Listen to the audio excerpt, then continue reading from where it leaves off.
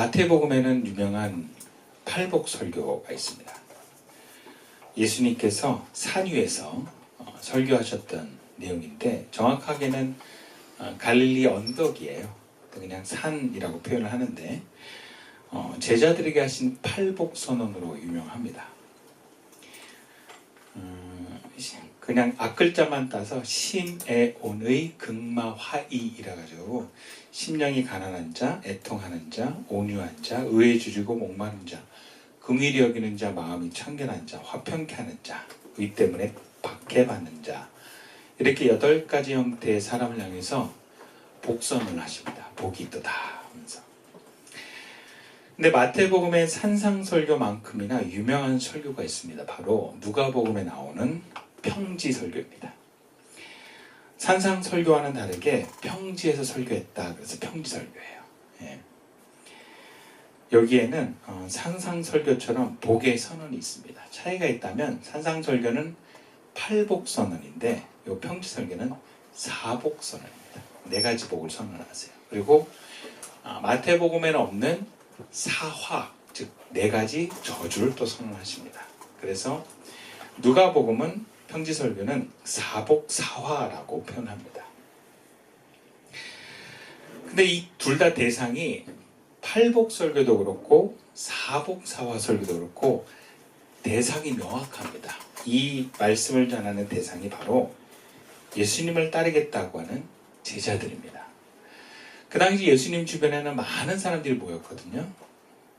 근데 그 많은 사람들이 모인 사람들 중에는 예수님을 통해서 유익을 얻고자 하는 사람들이 많았어요. 병을 고친다든지 귀신이 떠나간다든지 뭔가 배고픈 사람들이 배고픔을 해결한다든지 그래서 문제 해결을 위해서 예수님 주변에 많이 모여들었어요.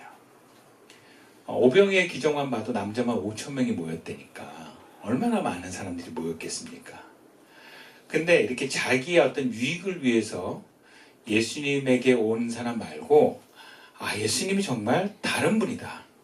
심지어 어떤 사람은 이분은 좀 하나님이 보낸 하나님의 사람이 아닌가 해서 예수님을 따르겠다고 하는 제자들이 있었어요.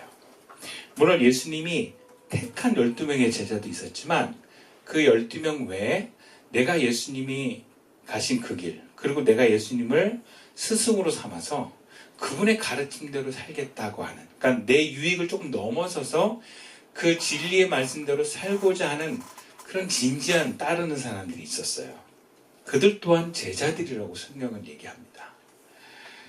그래서 예수님께서는 명확하게 그 무리가 아닌, 그러니까 뭔가 필요를 위해서 온 사람들 말고 예수님의 말씀을 따르고 예수님을 따르겠다고 하는 제자들에게 주시는 그 말씀이 팔복설교이고 사복사화설교입니다. 그러니까 이 사복사화의 본문의 내용을 무리들한테 적용할 수는 없어요. 근데 예수님의 길을 따르겠다 하는 제자들에게는 이 말씀이 적용되는 말씀입니다. 근데 본문의 내용을 보면 예수님이 가르침대로 따르는 사복사화의 설교에서 명확한 사복에서의 이 대상들 말고 4가지 화를 선포하는 대상들을 보면 좀 되게 우리가 생각하기에 예수님이 이런 대상을 향해서 이런 화를 선포하는가 하는 사람들이에요. 4가지 부류의 사람인데 부자들에 대해서, 배부른 자에 대해서, 웃는 자에 대해서, 칭찬받는 자에 대해서 화를 선포하는 거예요. 근데 이 4가지 화 선포의 대상은 우리가 다 바라는 모습 아닌가요? 우리는 부자가 되고 싶잖아요. 그리고 뭔가 배고픔이 없는, 늘 배부름이 있는, 뭔가 안정되고 넉넉한 삶 살고 싶잖아요. 그리고 행복하고 싶지 않습니까? 그게 구체적으로 감정적으로 막 웃음으로 나타나잖아요. 그러니까 우리가 웃고 싶지 울고 싶은 사람이 어디 있어요? 그리고 우리 다 칭찬받기를 원하잖아요. 안 그래요? 어제 나우교에서 우리 그 디저트하고 커차그 방문했다고 막 그러잖아요. 근데 저한테 문자를 남겼어요. 목사님 참 잘 먹고 갑니다. 너무 배불러서 저녁을 안 먹어도 될 것 같아 말했거든. 근데 여러분들 앞에서는 막 고마워하다 나한테 목사님 오늘 맛 되게 없었어요 이렇게 남겼다고 생각을 해봐. 되게 불친절하고요. 괜히 갔어요. 이렇게 생각해봐. 그거 얼마나 좀 마음이 상하겠어요. 그러니까 우리 칭찬받고 싶잖아요. 뭘 했을 때 잘했다. 그죠? 그러니까 저도 음악을 제가 오랫동안 가르쳐 봤을 때 칭찬하는 걸 좋아하지 지적하고 뭐라 하는 걸 좋아하는 사람들 거의 못 봤어요. 예. 그러니까 우리가 다 원하는 모습들이에요. 부자가 되고 배부르고 웃고 칭찬받는 건 다 우리가 원하고 바라는 모습인데 예수님은 그 자리에 화를 선언하세요. 그래서 오늘 본문의 말씀이 그냥 이렇게 보면 되게 어려운 말씀이에요. 근데 심지어 이 뒷부분에 이르러서는요, 제자라고 자부하는 사람들까지 참 받아들이기 어려운 말씀을 하십니다. 27절부터 30절까지의 말씀인데요. 제가 읽어드리겠습니다. 그러나 너희 듣는 자에게 내가 이르노니 너희 원수를 사랑하며 너희를 미워하는 자를 선대하며 너희를 저주하는 자를 위하여 축복하며 너희를 모욕하는 자를 위하여 기도하라. 너의 이 뺨을 치는 자에게 젖밤도 돌려대며 네 겉옷을 빼앗는 자에게 속옷도 거절하지 말라. 네게 구하는 자에게 주며 네 것을 가져가는 자에게 다시 달라 하지 말며. 그래요. 아무리 제자의 길을 가는 사람이라고 하지만 이 본문의 내용을 그대로 받아들이기는 참 어렵습니다. 근데 이 3절 동안의 내용을 한마디로 표현하면 이런 거예요. 35절 말씀에 오직 너희는 원수를 사랑하고 선대하며 아무것도 바라지 말고 꾸어주라.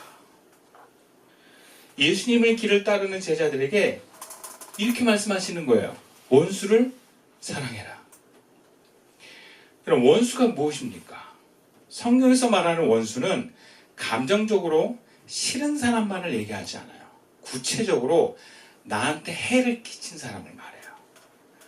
감정적으로나 물질적으로나 혹은 육체적으로 해를 끼친 사람을 원수라고 합니다.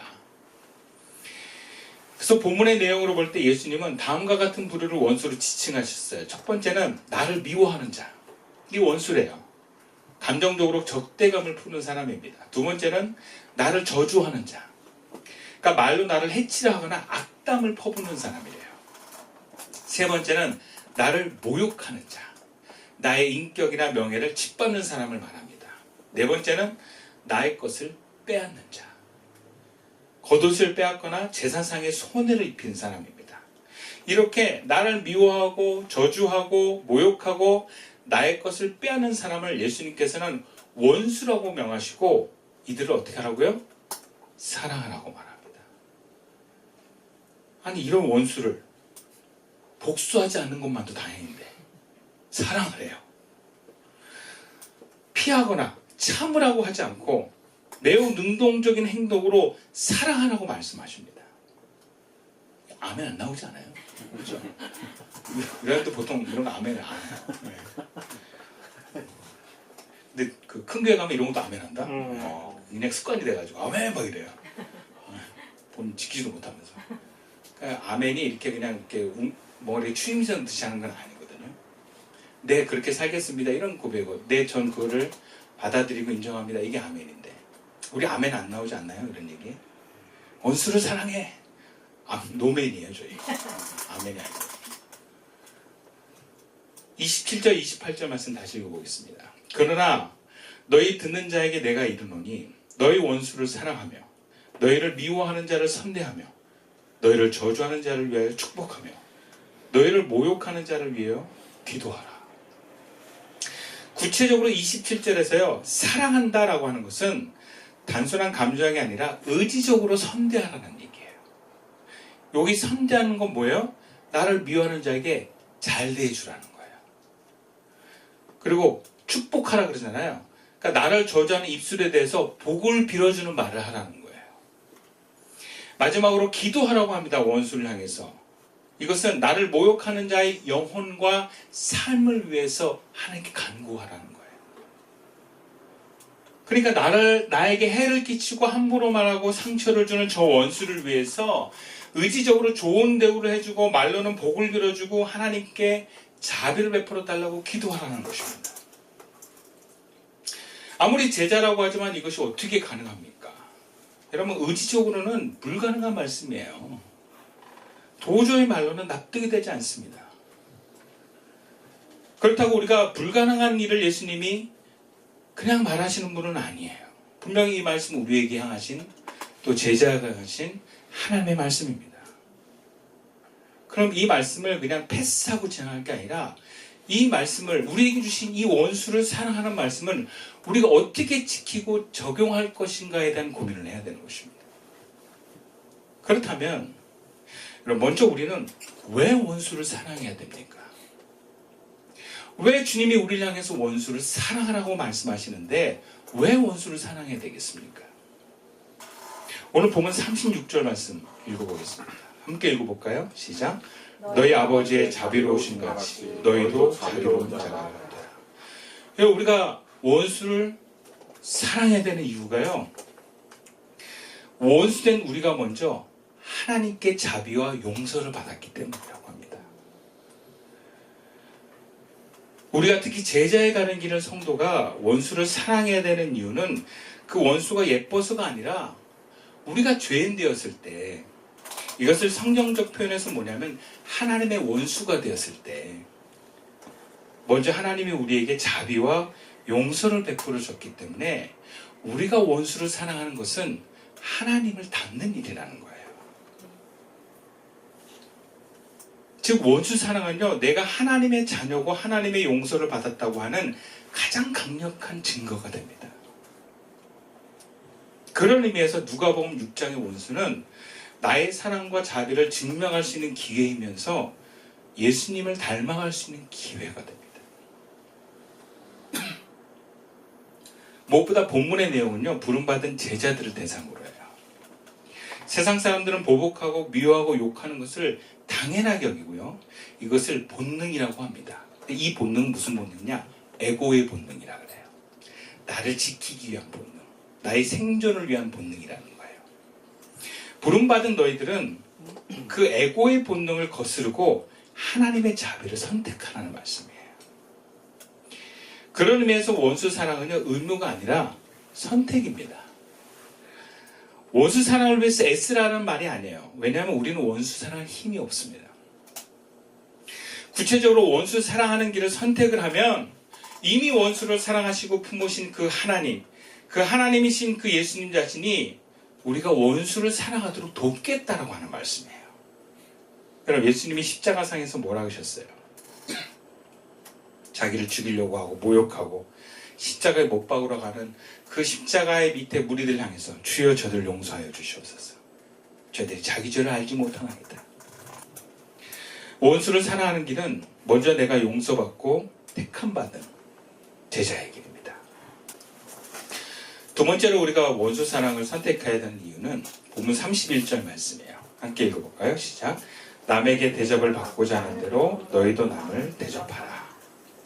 그리고 우리가 원수를 사랑해 가잖아요. 그러면 원수를 사랑하면서 우리가 얻게 되는 유익이 있어요. 우리가 원수를 사랑하면 사랑할수록 우리도 누군가 원수된 이로부터 사랑과 용서를 받게 된다는 거예요. 하나님이 원수된 우리를 사랑하셔서 선택했고,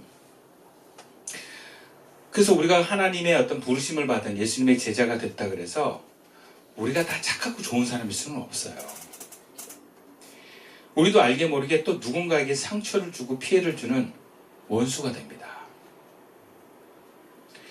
근데 우리가 그것을 다 알 수는 없어요. 안다 하더라도 되돌리는 것은 쉽지 않아요. 이미 원수로서 대했기 때문에.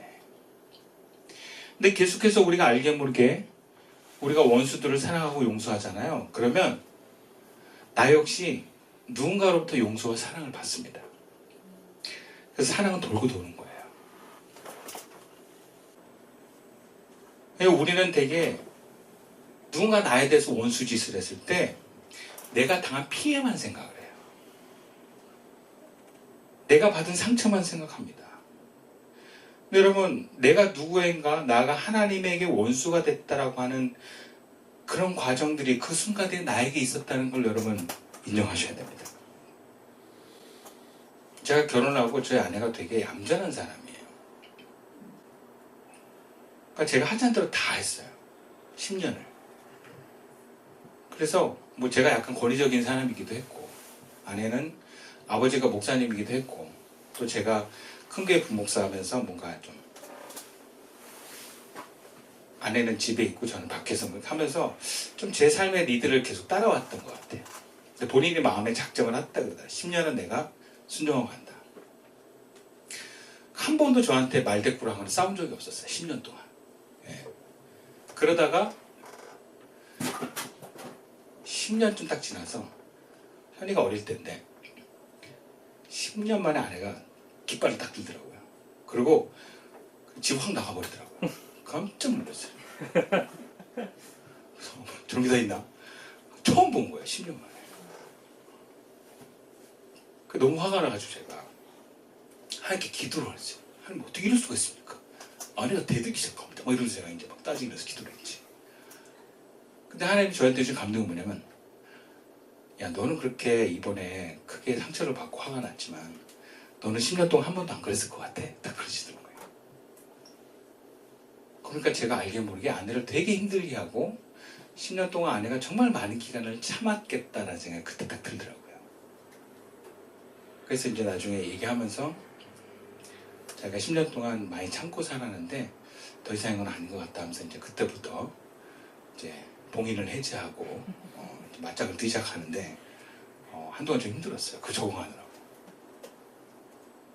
그래서 제가 느낀 건 뭐냐, 아, 내가 아내로부터 당한 것만 생각을 했지 내가 상처를 줬다는 걸 생각을 못한 거예요. 여러분, 우리는 당한 것만 생각하잖아요. 우리나라도 공산당에 대해서 그때 6.25 때 말이야 쳐들어가지고 민간인 죽이고 학살하고 뭐 얼마나 뻔자로 막 그러잖아요. 우리나라 베트남 가가지고요 나쁜 짓 많이 했어요. 베트남 전쟁 때. 그러니까 우리는 다 자기가 피해자라고만 생각을 해요. 다 원수야. 안 그렇습니다, 여러분. 우린 가해자이기도 합니다. 교회에서 분란이 일어나면요 양쪽에 막 날이 서요. 그래서 서로가 막 잘못했대. 서로가 막 이단이라고 그러고 하나님의 이름으로 심판해야 된다고 막 난리가 나요. 근데 제가 전에 있었던 교회가 딱 그렇게 둘로 갈라졌는데 저는 어느 한쪽에 편이 갈라지기 전에 나왔기 때문에 양쪽 다 저에게 좋은 감정이 있었고 편견이 없었어요. 그래서 가운데 딱 보니까 내가 볼 때 둘 다 잘못했어. 그러니까 제가 하나님 보시기에 쪼개진 교회들 보면 다 똑같을 것 같더라고. 이놈이나 저놈이나. 근데 당사자들 어떤 사람 저놈이 나쁜 놈이다. 나는 의인이다. 그러고. 여러분 부부싸움 할 때 보세요. 나만 옳아요. 상대방만 틀렸어요. 그래서 싸움 나는 거예요. 근데 우리가 그걸 미리 알 수는 없어요. 그런데 우리가 원수를 용납하고 상대방이 원수짓을 해도 내가 용서하고 사랑하다 보면 나도 죄짓고 원수짓 할 때 상대방이 날 용서하고 품는 일들이 일어난다는 거예요.